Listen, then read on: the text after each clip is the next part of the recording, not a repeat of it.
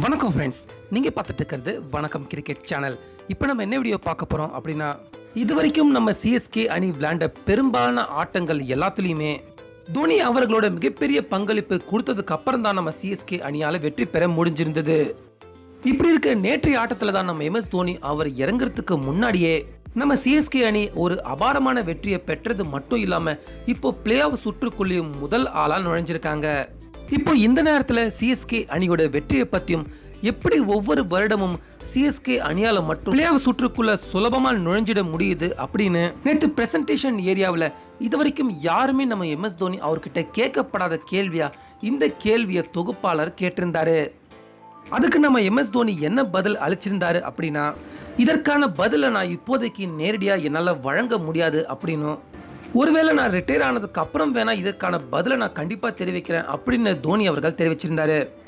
மேலும் சிஎஸ்கே அணியோட முக்கியமான வெற்றிக்கு இன்னொரு காரணமும் என்ன அப்படின்னா, சிஎஸ்கே அணியில் இருக்கிற ஒவ்வொரு பிளேயர்களுக்குமே தனித்தனியாக கவனம் செலுத்தி அவங்க எப்படி விளையாண்டா அவங்களால இன்னும் திறமையாக விளையாட முடியும் அப்படின்னு ஒவ்வொரு பிளேயர்கள் மேலேயும் தனித்தனியாக கவனம் செலுத்தப்படுது.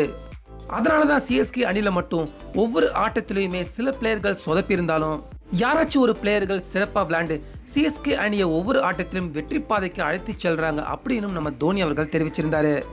எல்லாத்துக்கும் மேல அன்றிலிருந்து இன்னைக்கு வரைக்கும் சிஎஸ்கே அணிக்கு ஒவ்வொரு மேட்ச்லையுமே பக்கபலமா இருக்கிறது ரசிகர்கள் மட்டும்தான் அப்படின்னும் நம்ம MS தோனி சிஎஸ்கே ரசிகர்களை பத்தி புகழ்ந்தும் பேசியிருந்தாரு. ஸோ என்ன ஃப்ரெண்ட்ஸ், இது வரைக்கும் நடந்த எல்லா IPL ஆட்டங்கள்லையுமே ஒவ்வொரு வருடமும் தவறாம பிளே ஆஃப் சுற்று வரைக்கும் போற ஒரே அணி எதுனா நிச்சயமா அது நம்ம சிஎஸ்கே அணி தான்.